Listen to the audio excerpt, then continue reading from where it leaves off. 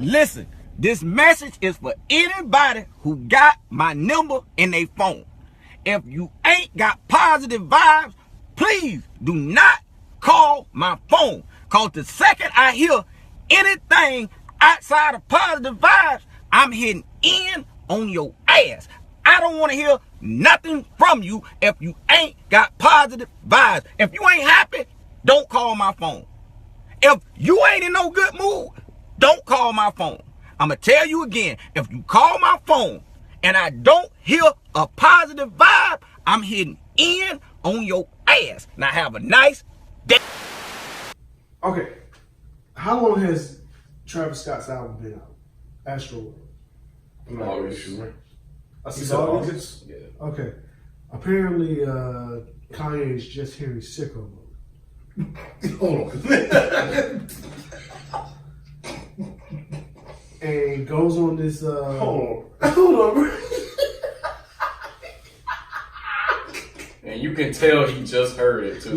Because the reaction is of a person who just heard it. So he apparently is hearing sicko mode for the first time sometime last week. And goes on this Twitter rant, an eccentric, manic Twitter rant about how Drake was subliminally dissing him on sicko mode, which also caused Kanye to lash out at Travis Scott because he's like, yo, you let him diss me on your record. We're supposed to be family. We're supposed to be cool. You know, blah, blah, blah, blah, blah. You know, I'm trying to do all love. I told you I didn't let Pusha diss you on that record. I'm not about to beef. This, that, and the third. And he also said, fuck sicko mode. And then turned around and said, I like sicko mode. Listen, when he did that, the first thing I thought about was Rick James. He was like, why the hell would I be over Eddie Murphy's house? fucking grinding our feet to his couch. I remember grinding my feet. That's the first thing I thought about. And so apparently him and Travis end up reconciling. They talked it, hashed it out. Here's the great thing, and I love this part about Drake. While this is going on, Drake sends a request to get the sample cleared for Say What's Real off So Far Gone, which was sampled from Say You Will from 808s and Heartbreak. I got the tweets pulled up now, actually. I'm going to get into it. In the process of this, apparently, Drake also has ramped up his security at his Calabasas home, which is a block away from Kanye's Calabasas home. So now, in my head, Kanye's the guy with the binoculars at the window with nothing but briefs on, going like, what is Drake doing? What are you doing, Drake? Huh? Are you in there OVOing? Is that what you're doing, Drake? Are you OVOing over there, Drake? You want to be Kanye. You want to be Kanye so much. I love Drake. Hey, hold on. So let me get this straight because I didn't know this happened. You need to tell me. So let me first one groundbreaking thing at a time. So first, Kanye somehow did not hear Sicko Mode, which I'm pretty sure made Travis Scott go, hold on, bro, you ain't even listened to my fucking album. Okay, bro. And you talking about how I'm betraying, okay, whatever. But then he heard it for the it's not that. It's not that. It's just that I'm imagining like people like Kanye, what do you mean you didn't hear shit? Yeah, we were in the car yesterday. I played it. Nah. It just show how their relationship is. Don't remember. Which is crazy because Kanye's creativity, when it came from Kid Cudi, you could tell when he was vibing with Kid Cudi. Then, you know, around the time, I want to say around that Yeezus, Life of Pablo time, you could tell he had a whole heavy Travis Scott influence. So I'm like, what happened to where Astroworld came out? Astroworld, which is in a lot of people's top 5 albums this year, you did not hear, which is arguably the biggest single outside of God's Plan. I just feel like Kanye, he kind of like, I think, so whatever set him off, because it was like, he got the text from saying Drake sent in a clearance request for Say What's Real. Do you want to clear? Once again, I like the fact that Drake did that because he didn't have to do that. He didn't. he did that on purpose to make it be like, hey, this is a request. I'm seeing, bro. And then Kanye was like, this proves shit faker than wrestling. I still need that apology for mentioning the 350s and trying to take food out your idol's kids' mouths. Then trying to meet with you for 6 months, bro. You sneak dissing on Trav records and texting Chris talking about how's the family. I told you I ain't tell Pusha about your son. It's all love, bro, but don't play with me. You stay too close to be playing all these industry games, bro. Sending purple emojis when I'm dealing with mental shit. Wait. I need my apologies now. Wait, hold on. He's sending Hold on, I missed that one. Who he sent purple emojis to? He's sending an eggplant? No, not that. Oh. The double purple emoji. Oh, okay. Send- Yo! What's it? He sent him the eggplant? the purple pickle. Jesus Christ.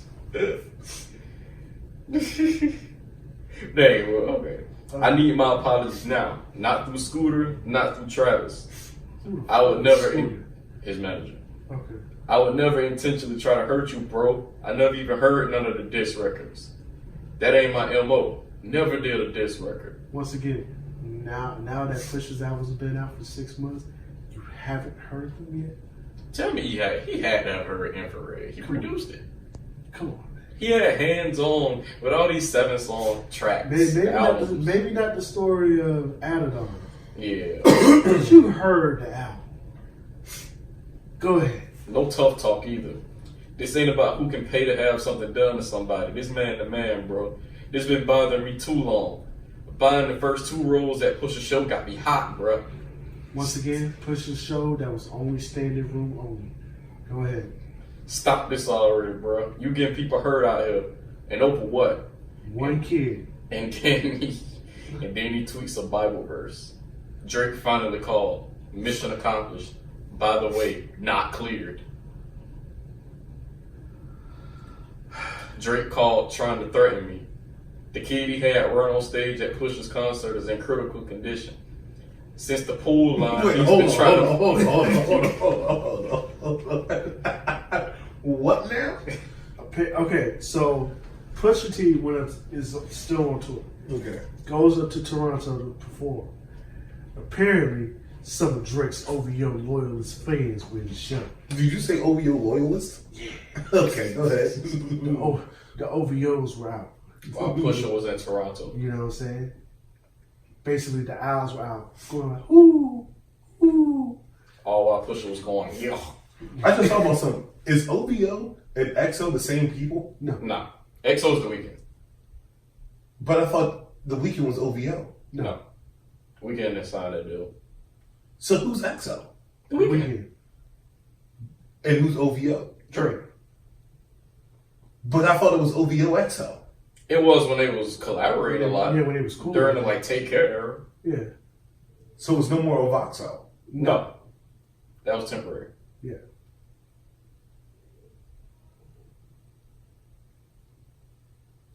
Take a second to process.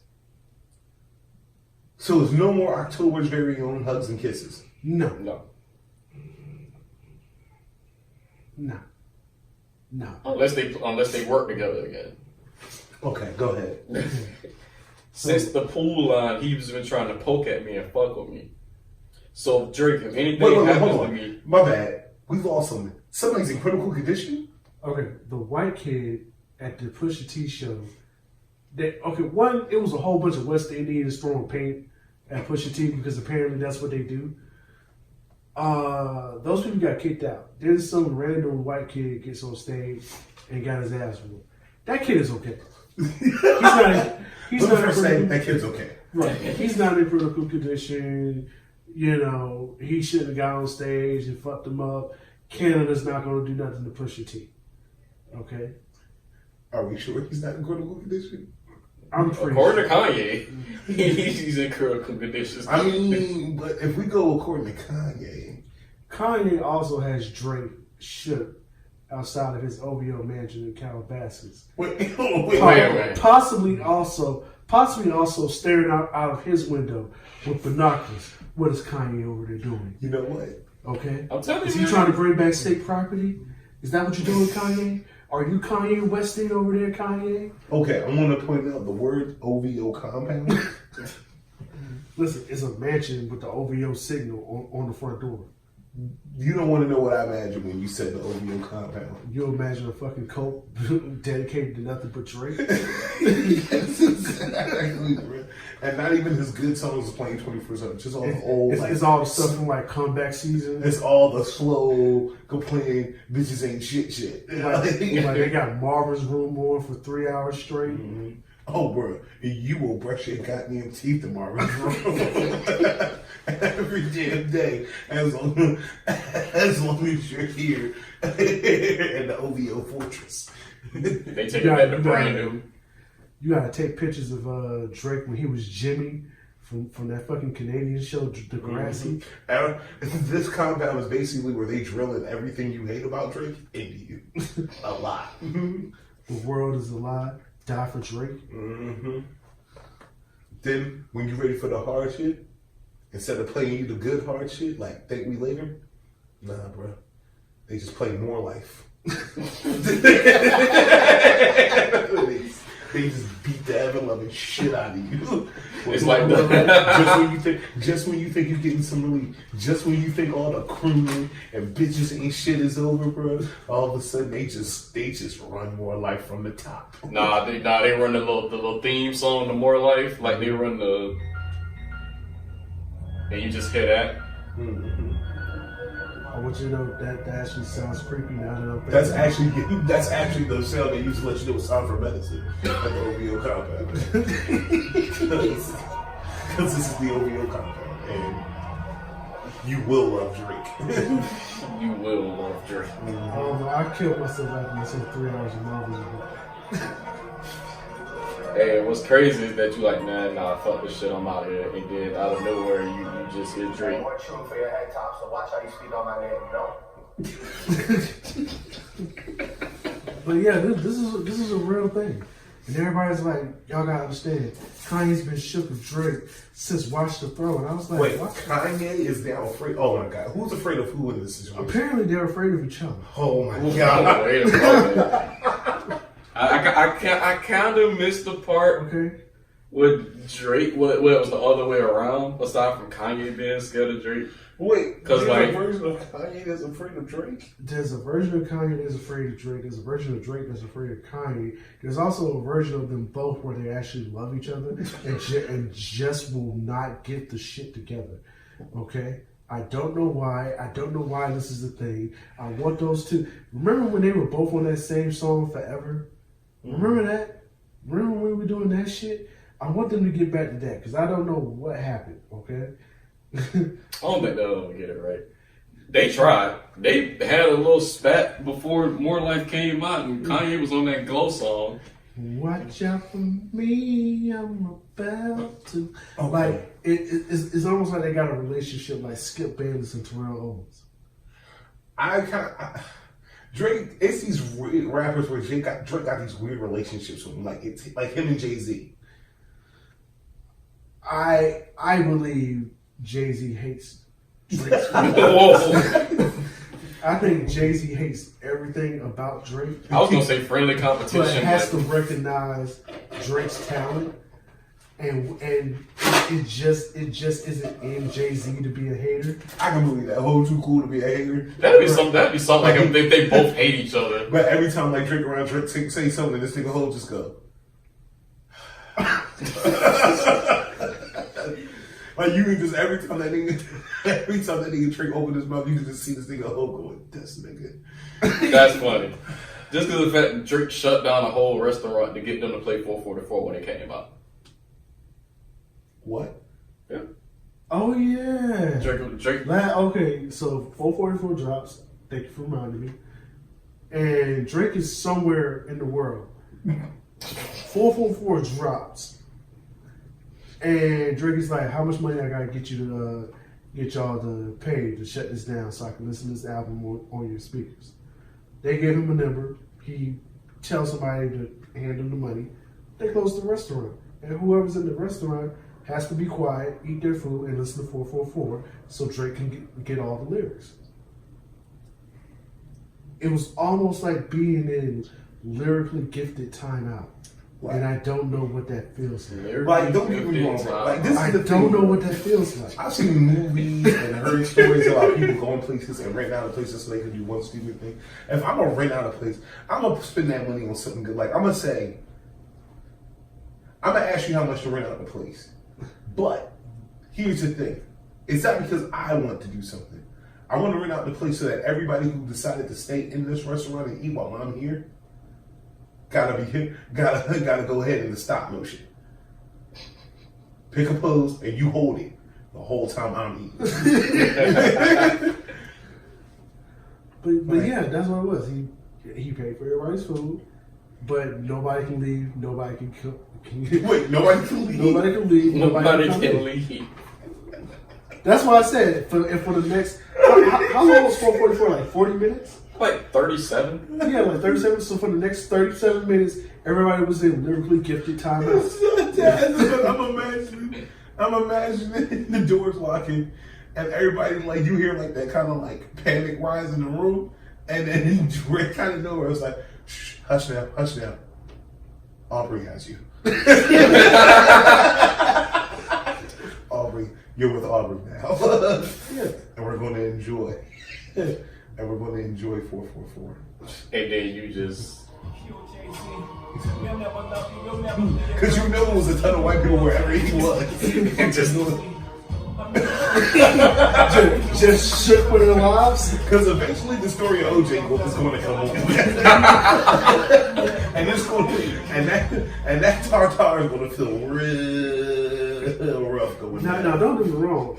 Realistically, I thought it was like pretty baller and pretty dope to like have that much respect for that man. But then serious, I have a theory that Jay-Z hates Drake's fucking guts. Do you think that's why, like, after Light Up, you kind of got, like, the underwhelming Jay-Z versus on the Drake projects? This is the thing I noticed with Jay-Z. All the best verses come with niggas that Jay-Z sees a piece of himself in them. Because that whole verse on that Meek album stuff. Listen, Drug Dealers Anonymous was crazy.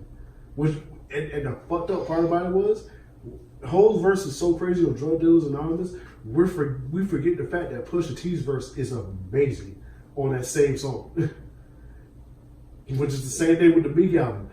People talking about the whole verse completely forget the fact that Ross bodies that fucking... Yeah. Everybody on that song like had a good verse on that. Well, that was like the best verse I heard from Ross since fucking Teflon Don. All of this. I'm lying. Black Market. I think, honestly, here's my theory. My theory is that in actuality,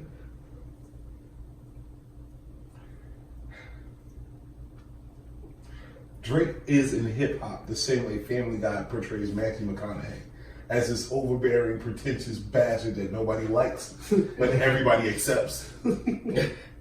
I think what happens is it's like Drake goes places and sees like other like artists and stuff like that, and it's like that episode of Chappelle's Show where like he called Big Boy and he like, oh fuck, Chappelle, I'm supposed to get my number. Like that's how I imagine, because this is my thing, bro. I think it's interesting that when Drake does a collab, most likely it's gonna be with like a new nigga. Yeah. And he completely steals their sound, and now they have to survive Drake. Yo, if Drake and Blueface do a song together and Drake start copping on the Blueface sound wave, I am so upset that niggas is fucking enamored with this guy Blueface. Bro, listen, I've actually read lyrics from this kid Blueface, and dead ass serious, I've gone on Twitter with those same lyrics, and niggas like, yo, this nigga Blueface is the fucking god, nigga. It's literally like being the bass god. Want me to tell you what I think is interesting? That's how they feel about him. It's like he's the bass guy. I don't know what's freaky. That or the fact that somehow 21 Savage has been developing as an artist. Bro, I'm ready for that album. I knew Well, I want to hear it. I'm ready. I knew 21 Savage was going to be good when he says, he put on his song something about Molly and Drake was going to rape her, and nobody said shit. All right. Nobody said shit. Okay? I was like, yo, he's going to survive. He's going to survive. Ironically, he had to break up with Amber Rose to do it, but he's going to survive. Guys, can I ask you, what is it about Amber Rose that keeps attracting me? She's annoying. Is she? She's annoying. Listen, the sad part about it is I think Amber Rose is actually a dope ass person inside. And she needs to stay inside. Inside. I will say this. We liked her all the best when she was with Wiz. Yeah. Yeah, that was an era. She was featured on the Wiz album. She was She had a verse Yeah. on the Because Wiz album. She was a good person inside. But until then, she needs to find a good person inside. Okay? Okay? Okay. Based, to sum it up, somebody asked Royce his opinion. Royce is like, yo, I think the kid, Tory Lanez, was real nice, which everybody agreed. Everybody agreed. Tory was real nice, but Joni got the best of him. Right? Somebody asked your opinion, you gave it. All right. He has no idea. He's never met Tory Lanez. He has nothing against Tory Lanez. He doesn't want to have any problems with Tory Lanez. You know what I'm saying? Somebody said, hey, Tory Lanez said, you the king of rap. What you guys say about that? And Royce was like, I don't want to be the king of nothing. That's what happened. And then Tory just popped up. That's why you rampity ass niggas always had the wrong conception of a W. Shows why y'all careers look like how they look now. Royce responded, no need to get upset, little homie. I thought yours was dope too. Somebody like you disrespecting somebody like me is ridiculous though. I'm gonna let you slide because you're new. Right? Tory. So now, everybody who follows Royce, who all knows Royce, is like, hey, Got off the hook. you're off the hook. Let it go. Exactly. But then there's more. And then the Hennessy got involved. Ain't nobody scared of Rose 57 lyrically. I deleted my comment because I'm not going to keep acting like my nigga joined it and do his thing. The old nigga kind of had a point. What I said came off like some hating shit. Now, People are allowed to said think this. anybody won. Simple. Now, you've said this, but unfortunately you said Royce the 5'9". Not for the fun part. Not for the fun part. Now, what did Royce say? My nigga, if you trying to get your motherfucking ass beat, you doing everything right. I'm giving you the benefit of the doubt because you Canadian. Now go play somewhere before I get upset. Now, everybody who knows Royce, everybody who's followed Royce, is like, hey, you're getting off, but technically this is strike two. There you go. Tory. Easy, Mr. Muscle Milk.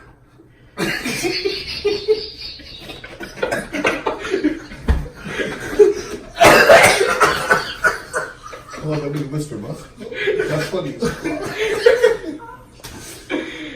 Don't let your gym work out and the fumes in the air start confusing your mind. Old ass nigga talking about he before I get upset on Twitter. Fuck you finna do? Fight me through emojis and text? Nigga, suck my dick. Hashtag young nigga world. Now, you said this. Now everybody is like, this nigga here. Royce. Good. Alright, cool. Remember, you said it, not me. Now, everybody who knows Royce, everybody who follows Royce, what have we all said? This is strike three. This nigga Tory has to eventually see him. Okay? We're in December. Guess what's coming up? Super Bowl weekend, All-Star weekend, Grammy weekend. Eventually, you have to see Royce. And I wonder if I was Oh, the shows in my Detroit. bad. CIAA weekend as well. Eventually, you have to see Royce. Okay. Now, I feel like this. This thing where we made it cool for niggas to say suck my dick, we have to stop that. Because Tory is going to be on World Star getting his ass beat. Yeah, it's gonna be a lot different from the Travis thing where he was like, "Do you want to and I was apologize?" really upset with that person. Last week, I was with you, bro. I was with you. You called yourself the king of R&B, and you should feel that way, especially if your shit is hot. And for the most part, this nigga Jacquees, for the songs that he has come out with, although it's only been 12, have been hot. Okay. This nigga rolls up on Keith motherfucking Sweat. And does what? And Tells him he's the king of R&B. And Tells Keith Sweat he's the king of tells R&B. Keith Sweat that he, Jacquees, is the king of R&B. You walked up to Keith Sweat, my nigga. Keith Sweat probably fucking your mama right now. Hold on, wait. What was Keith Sweat's Keith reaction Sweat to this? was in New Jack City with fucking Neil Brown and G Money, and you walked Keith Sweat up. looked like he wanted to snuff check. You walked Wait, what up was his with reaction? a He looked like he wanted to snuff check. Keith Sweat was like, you know what? His phone's out. I don't want to smack the shit out of you in front of people and get out of character because I got the quiet storm. Wait, he literally said you don't want to. Hold on, bro. I gotta see this. And ran over and said, yo, I'm the king of R&B. And my generation, 16 to 25, ran up on me, said, I'm the king of my generation, 16 to 25. So the real thing, the only thing he heard was king. So I'm sorry. So you need to apologize, young man. Oh no, I think that was when he apologized for saying, "I gotta find that." Thank you, baby. See. Bro, like, Keith Sweat has yeah, but and that's what I'm saying, bro. Can y'all imagine, Tory Lanez talking that shit to Beanie Siegel? no, because Beanie Siegel will smack the shit out of him right then and there. I got a question for you, man. Real quick. So you are the king.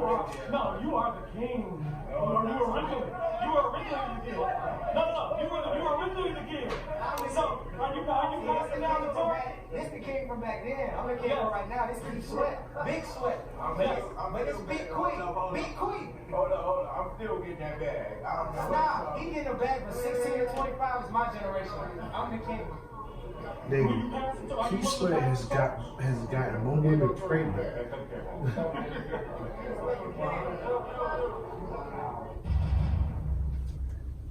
Keith Sweat has gotten more women pregnant than you know. Listen, have y'all heard the quiet storm with Keith Sweat? The Sweat Hotel. The Sweat Hotel? Nigga, I damn near get wet. I will say this. I like the song Boomerang. I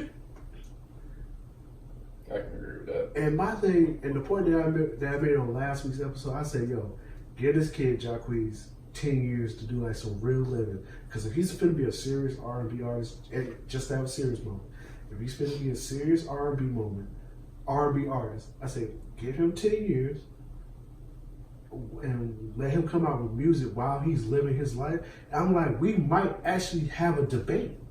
Because the kid is talented. You can see he's talented.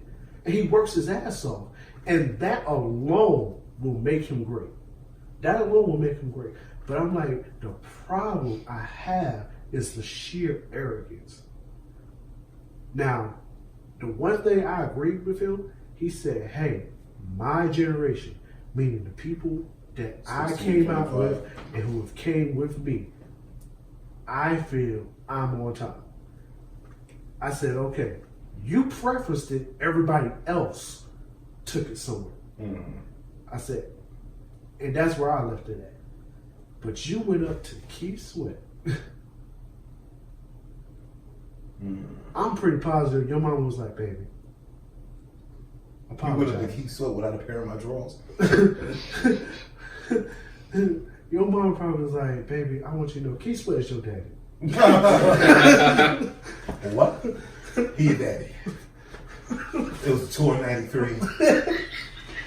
I was a shit. He the reason you here right now. Keith Sweat has given away. And then was in there fucking talking about who beat it up like me. And I was talking about nobody.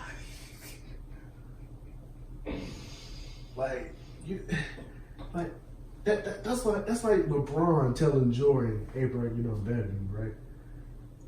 Statistically, that we could argue that statistically. But I can see it. It's like, but I do feel what you're saying though. Yeah. I feel what you're saying. It's like Curry going up to Jordan, just fuck you, nigga. Fuck you, Mike. Hey, little man, you no, fuck you. I can see you see stuff like feisty and shit talking that shit. No, fuck you, nigga. This nigga Mike is like, "Hey, bro, come on." Hey, bro. God, no, fuck you. Like, you all know you're dying. Like, calm these nuts, nigga. Okay, fuck you, okay. And then Jordan just. Hey, did y'all see that video of Jordan slapping on what's his name after the game? yeah, Yup. yeah. And we all know what it was. It was, "Hey, bro, just go ahead, let yourself get sunned on national television because there's no way you saying like." I thought about what if you got on camera like a minute later.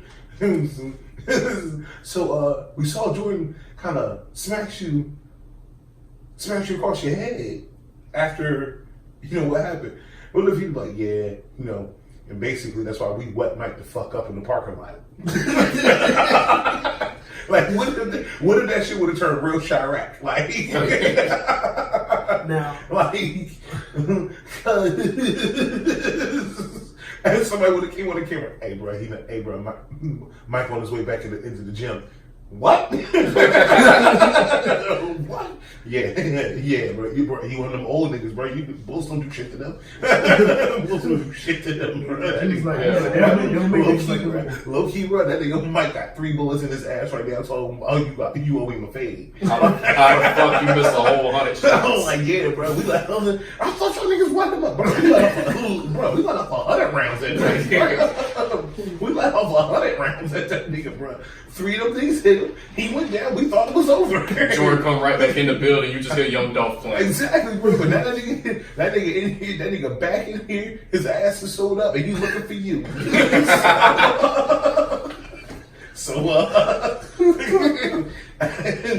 Looks like, but yeah, but that's one of the things where you just go, Michael Jordan just smacked me for being a dumbass.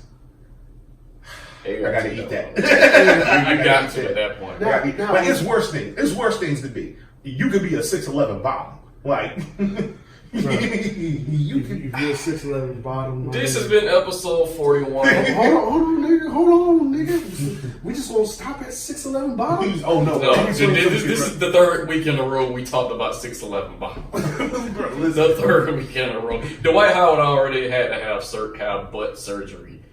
I'm sorry. Whoa. He had to have what now? Had to have surgery. Butt surgery. Like they don't do something to his ass? They open the butts. Cause it was something else going on with his ass. I mean, it caused him to miss a bunch of games, and then he had to undergo surgery. So whatever was going on in his ass was so crazy. He couldn't go to his multi-million-dollar job. Oh, listen, the sad part about it is it's a whole bunch of bottoms that's familiar with that surgery. What? Whoa. So wait, let me make sure I understand this. Dwight Howard is currently on a leave of absence for getting the most popular homosexual butt surgery. 3 weeks removed from butt surgery to take care of his nagging gluteal injury. Dwight Howard rejoined the Washington Wizards for their Tuesday night contest with the Atlanta Hawks inside State Farm Arena. Was he sitting down? He was playing. He back. Physically, I'm a lot better than I was before the surgery, Howard told NBC Sports Washington's Chris Miller. The 9 games I played, I basically played on one leg. So, I'm just happy that's out of the way, and I can rehab and get ready for the second half of the season. Howard is no stranger to back surgery. In 2012, the then Orlando Magic Center underwent a procedure to repair an herniated disc, which ended his season and took him out of the Summer Olympics. Oh, my It raises so. You know what? Next topic. I'm not gonna do How it. do y'all feel about Ebro taking shots at Kodak? That was Stupid. What did Ebro say?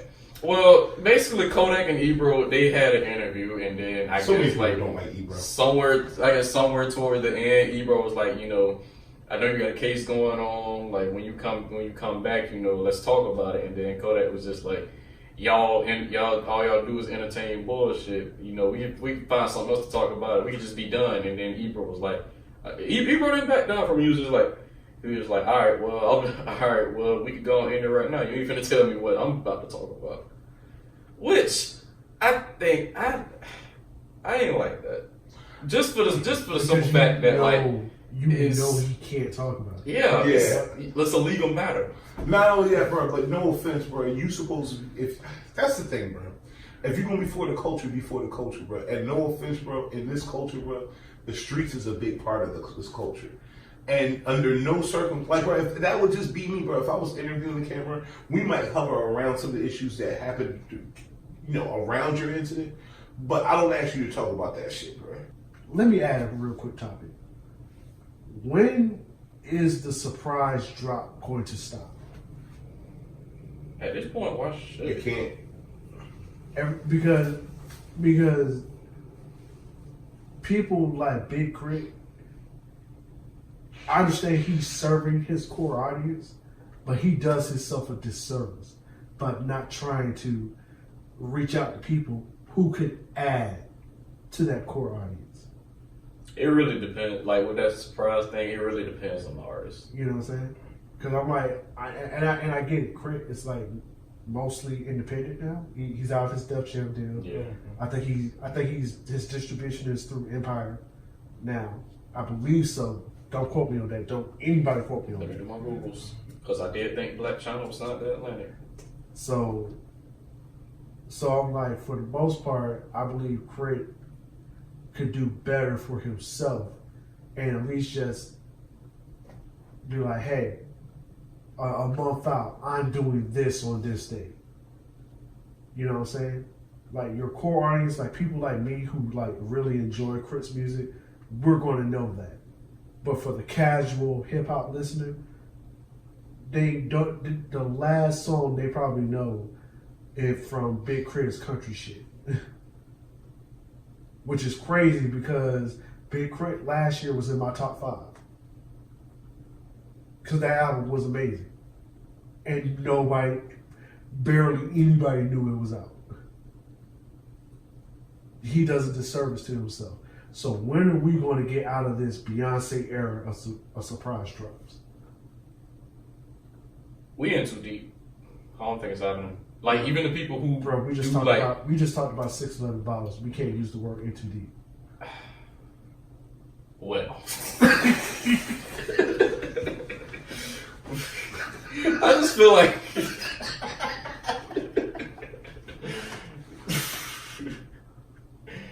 I feel you, but just use a better phrase. I feel like we're past the point Thank you. of months out promotion. I just feel like we I passed. disagree with you because Drake did it, Travis Scott did it, and it served them well this year. But did we know? Also, the Kanye rollout was done very well. But did The we music know? suffered, but it was done very well. Let me ask you this: did we know exactly when that? What time period did we know when that album was dropping? We knew June. We didn't know when in June, but we knew, hey, the month of June, Scorpion was coming out. We knew, hey, from the last week of May, and then whatever 4 weeks June is, nothing but Kanye produced albums was coming out. We knew August, Travis Scott was coming out. But we didn't find out about that until like that Sunday. So it was like Mike Dean was like, Astro World is dropping. I knew mid-July August Astro 3rd. World was. I knew mid-July Astro World was coming out. Yeah, but it wasn't confirmed. Like because The date was before that, confirmed, it was The hearsay. Nicki Minaj album, even though her fucking broke ass fans didn't do her anything, we knew her album was coming. But we see how it did though, which is what I'm saying. Meek Mill, he had the advertisement. It served him well. Yeah, but Okay, I see what you're saying. Because right now I'm naming short-term rollouts versus surprise rollouts. Right. I'm saying, when is the surprise rollout going to be done? And I'm saying it can't be. Like, it's like a lot of people like hopped on the wave. Like we see what it did for M when it comes to Kamikaze versus Revival. Revival had a rollout and it didn't exactly work out well. Yeah, but M gave us 2 weeks. A short-term rollout versus, midnight, the album came out. M gave us longer than 2 weeks for Revival. We I'm knew about that talking for like 2 weeks. Kamikaze. We ain't know shit about Kamikaze. We didn't? Really? No, like it dropped at midnight on August 31st. Like the only thing we knew that he was dropping a song for the Venom soundtrack. And then all of a sudden on August 31st at midnight we get an album. I'm saying you have to know who you are. That goes back to it depends on the artist. Beyonce can do it, Ho can do it, Drake can do it, Lil Wayne can do it. Lil Wayne had a great rollout for Carter 5. Like, I'm saying for somebody like Big Crit, these surprise drops do not serve you well. If you're saying, hey, I'm fine with my audience, if you get it, you get it. If you don't, that's cool, then that's fine. I'm saying the caliber of artist that Big Crit is, it would behoove him for just once. And maybe he's going to have a rollout for the album because these are all EPs. Yeah. Maybe he's going to have a rollout for the album. It would behoove you to do some sort of rollout, even if you're only doing it for 2 weeks. Nipsey Hussle, once again, my pick. Well, he came second for me for Album of the Year, but he is Grammy nominated for Rap Album of the Year. Nipsey Hussle had a great rollout. He was like, no, I'm promoting the shit out of this. It's coming out on this date. Yeah, we did wait years for Victory Lap to come out. I mean, but we also had got like so many free ass projects outside of the $100 Crenshaw project. And the $1,000 mailbox money project. So, But yeah, it goes back to depending on the artist. Like if you're Drake or Kendrick or Cole or like something like that, Beyonce, definitely. But again, it goes back to the artist. Like not just anybody can pull it off. okay. Maybe a short notice, yeah, but surprise is kind of like you gotta be careful with that. Straight up. Episode 41, everybody. No Static Podcast. LQ, always. Closing Merry statements. Christmas, y'all. Other than that, Merry Christmas, man. We'll see y'all next year. This is the last episode of 2018. Yup. Oh, yeah. What a year. We got any closing statements? Any closing statements? Nothing? Make sure you keep in touch contact with people. I had this funny clip I was gonna play, but I'm gonna hold off. We'll wait till 2019 for that one. We'll see y'all in 2 weeks, everybody. Merry Christmas. All right, y'all. And a happy new year.